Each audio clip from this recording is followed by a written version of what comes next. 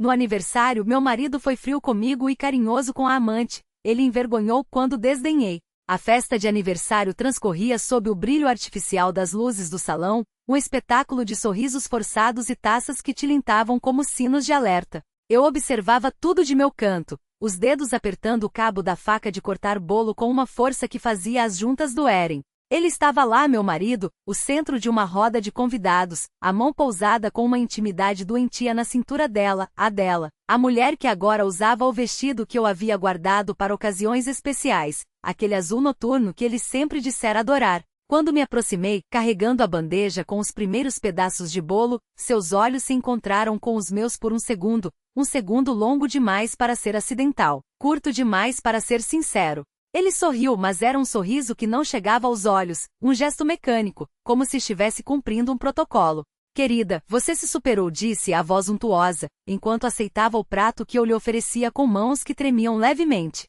Não tocou em mim. Não um beijo no rosto, não um abraço, não sequer o roçar casual dos dedos que antes era tão natural quanto respirar. Ela, porém, recebeu um pedaço do bolo diretamente de suas mãos, acompanhado de um riso baixo, uma piada murmurada só para os dois. Vi quando seus dedos se entrelaçaram por um instante, disfarçados pelo movimento de passar o garfo. O sangue subiu ao meu rosto não de vergonha, mas de uma raiva tão pura que queimava como ácido. Engraçado como você sempre esquece que sou alérgica a amêndoas, comentei secamente, apontando para o bolo que ela segurava. Ele sabe disso. Sempre soube. O silêncio que se seguiu foi cortante. Os convidados mais próximos pararam de mastigar, os olhares saltando entre nós três como faíscas. Ela olhou para o prato, depois para ele, os lábios entreabertos em uma expressão de pânico mal disfarçado. Ele, porém, apenas riu um som alto, forçado, que soou como um tiro no meio da sala. Ah, minha esposa e suas brincadeiras, disse, passando o braço em volta dos meus ombros com uma familiaridade repentina, os dedos cravando-se na minha pele como garras. Você sabe que eu nunca me esqueceria de algo assim.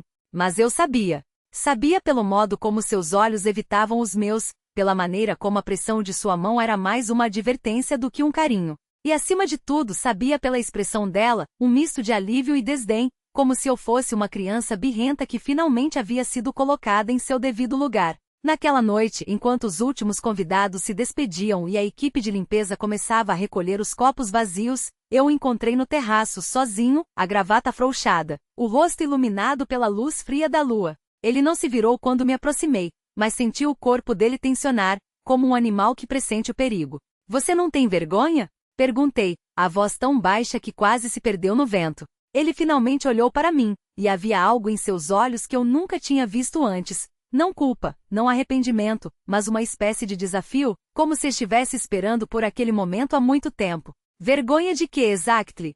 Respondeu em inglês como sempre fazia quando queria colocar distância entre nós. De ser feliz? De não fingir mais? A faca ainda estava na minha mão. Eu não me lembrava de tê-la levado comigo. Mas ali estava, o cabo frio contra a palma, a lâmina refletindo a luz prateada do céu. Ele viu. E pela primeira vez em meses, algo como medo cruzou seu rosto. Você não vai fazer isso, disse, mas era uma pergunta, não uma afirmação. Eu não respondi. Apenas sorri, do mesmo jeito que ele havia sorrido para mim mais cedo, um sorriso que não chegava aos olhos. E então, lentamente comecei a cortar o bolo que sobrara na bandeja. Um pedaço perfeito, impecável. Sem amêndoas. Claro que não, murmurei, oferecendo-lhe o prato. Mas você vai comer. O silêncio entre nós era espesso como o glacê do bolo, doce e sufocante. Ele hesitou, os dedos tremendo levemente ao pegar o garfo. Não pela faca, aquilo já não importava. Mas pelo que o pedaço de bolo representava. A primeira coisa que eu lhe oferecia em meses sem sarcasmo, sem veneno disfarçado de preocupação. Você envenenou? Perguntou, a voz rouca. Não era medo, não dessa vez. Era algo pior. A certeza de que se fosse o caso, ele merecia. Não respondi, cortando outro pedaço para mim. Mas você acha que eu deveria ter feito? Ele comeu. Mastigou devagar, como se cada movimento pudesse ser o último, como se o açúcar pudesse se transformar em arsênico na boca.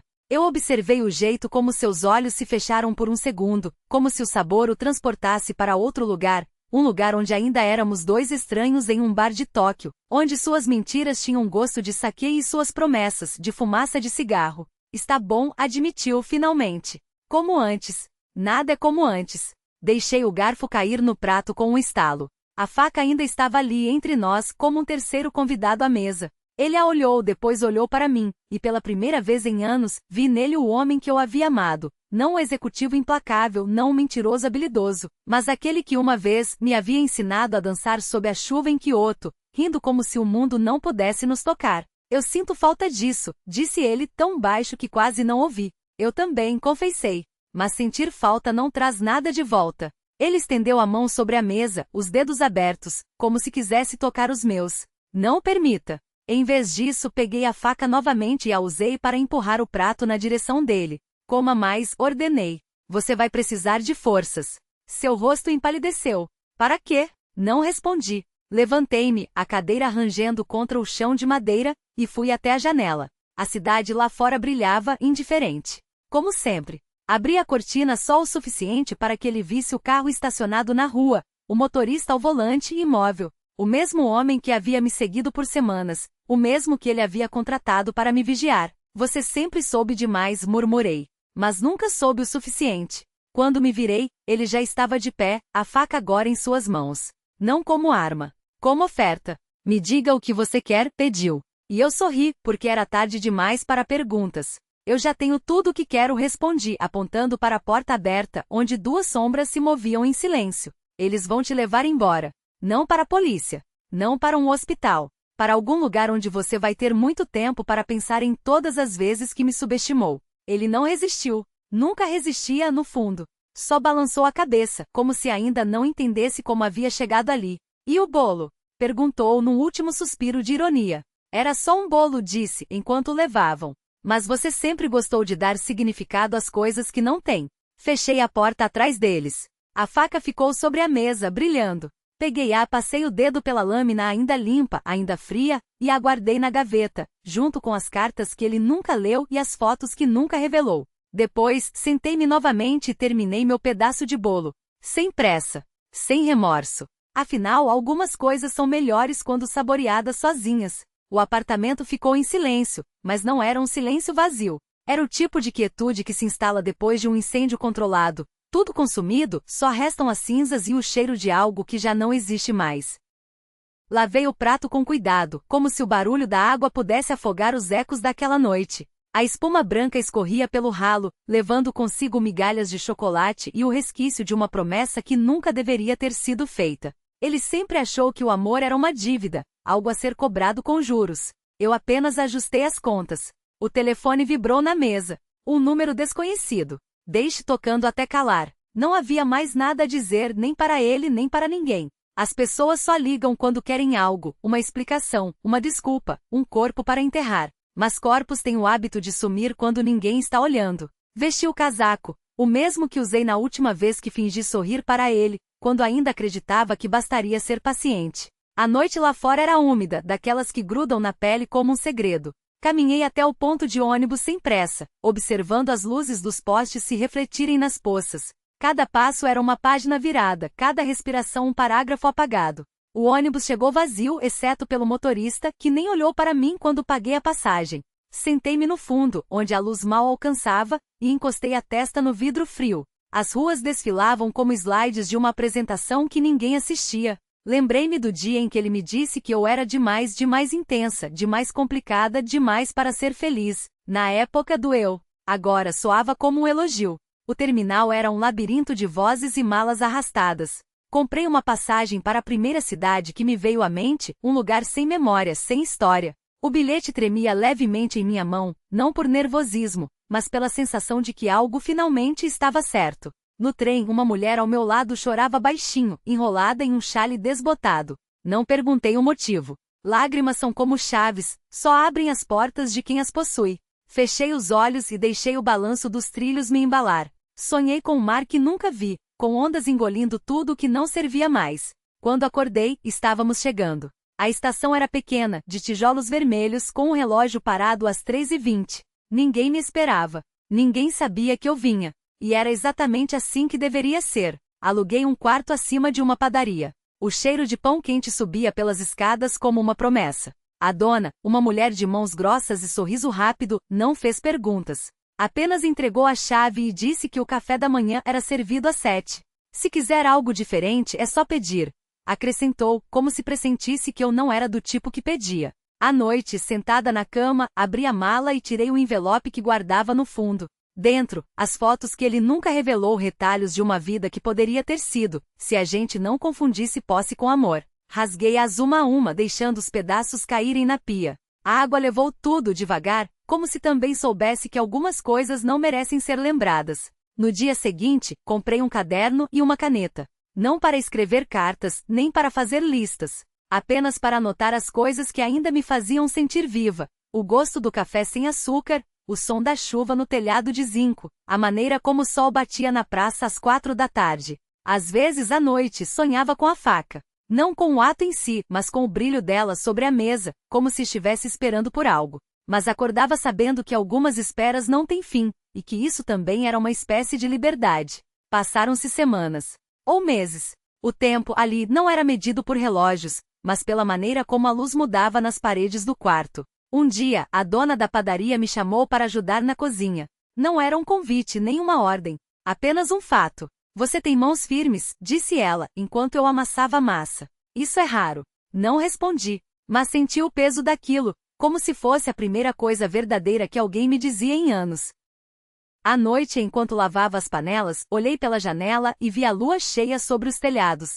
Pensei nele não com ódio nem com saudade, mas com uma espécie de curiosidade distante, como se ele fosse um personagem de um livro que eu havia fechado há muito tempo. Talvez um dia alguém pergunte o que aconteceu. Talvez não. De qualquer forma, já não importava. A vida, afinal, é feita de silêncios que a gente aprende a preencher, e eu estava apenas começando. A massa crescia sob os panos úmidos, respirando o calor do forno que ainda não fora aceso. A dona da padaria, seu nome era Clara, mas ninguém a chamava assim, observava minhas mãos enquanto eu moldava os pães em formas precisas, sem pressa. Ela tinha uma cicatriz fina no pulso esquerdo, quase imperceptível, que só notei porque certas vezes, quando pegava a faca para cortar a massa, a luz da manhã incidia ali como um fio de prata. Você não pergunta, comentou, em um tom que não era de reprovação, mas de constatação. A maioria pergunta, por que eu?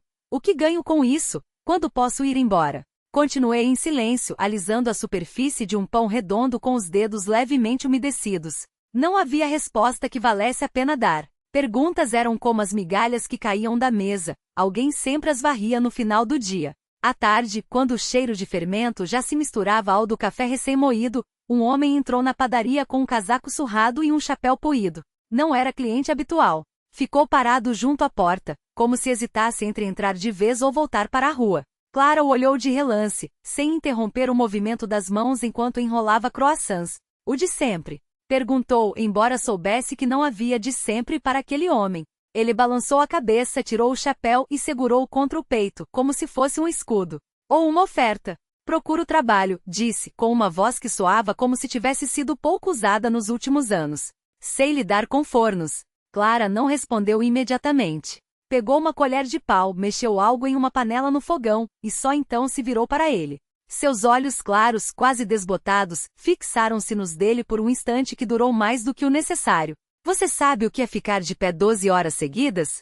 Perguntou. O homem assentiu. E sabe o que é calar a boca quando não há nada a dizer? Ele assentiu novamente, mais devagar dessa vez. Então comece amanhã, disse Clara, voltando-se para a bancada. Mas chegue antes do sol nascer. A massa não espera por ninguém. O homem colocou o chapéu de volta, ajustou com cuidado, e saiu sem dizer mais nada. Eu observei a cena pela fresta da porta que dava para a cozinha, com as mãos ainda farinhentas. Não perguntei quem ele era, nem de onde vinha. Não importava. Naquela noite, enquanto varria o chão da padaria depois que Clara foi embora, encontrei um botão de metal perto do balcão. Era pequeno, oxidado, com um desenho desgastado que poderia ser um pássaro ou uma folha. Guardei-o no bolso sem pensar muito. Coisas perdidas tinham o hábito de aparecer quando menos se esperava.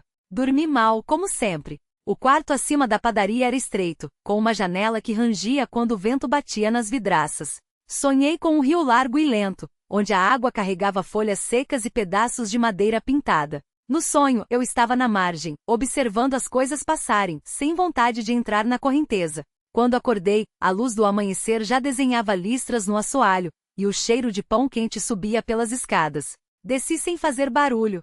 O homem do chapéu já estava lá, de costas para mim, alimentando o forno com lenha. Movia-se com uma economia de gestos que falava de prática, não de pressa. Clara não havia chegado ainda. O café está na chaleira, disse ele sem se virar. Se quiser. Peguei uma caneca da prateleira, servi-me. O líquido estava amargo, quase queimado do jeito que eu gostava. Bebi em silêncio, encostada no batente da porta, enquanto ele ajustava as brasas com um gancho de ferro. Você também não pergunta, comentei, depois de um tempo. Ele não respondeu. Apenas assentiu, como se fosse a coisa mais natural do mundo. Clara chegou meia hora depois, com os cabelos presos em um coque desfeito e as mãos cheias de sacolas de papel. Não cumprimentou ninguém. Não era do seu feitio. Mas quando passou pelo homem, deixou cair um maço de chaves ao lado dele, na bancada. O depósito, disse, apontando para uma porta nos fundos. Precisa de organização. Ele pegou as chaves, guardou-as no bolso. Não agradeceu. Não era necessário. O dia seguiu seu ritmo. Amassar, esperar, assar, vender. Os clientes vinham e iam, alguns falando demais, outros calados como sombras. Uma mulher com um chale verde comprou meio quilo de pão de centeno e deixou moedas demais no balcão. Clara não devolveu o troco. Guardou-o na gaveta, junto com os recibos amarelados e um cartão postal de uma cidade que nenhum de nós conhecia. À tardinha, quando a luz já começava a dourar as paredes, o homem do chapéu tirou uma harmônica do bolso e começou a tocar baixinho, encostado na parede dos fundos. Não era uma música alegre nem triste. Era apenas uma sequência de notas que pareciam sair de um lugar muito antigo, como se ele as tivesse guardado por anos e só agora resolvesse soltá-las. Clara não disse nada. Continuou contando o dinheiro do caixa, mas seus dedos pararam por um instante, como se tivessem esquecido o que estavam fazendo. Eu lavei as últimas formas, sequei-as com um pano limpo. Quando olhei para fora, a lua já estava alta, quase no mesmo lugar de ontem. Desta vez, porém, não pensei nele. Não pensei em ninguém. A vida, afinal, não era feita só de silêncios a preencher. Também havia aqueles que bastavam a si mesmos. E talvez fosse nesses que a gente aprendia finalmente a respirar.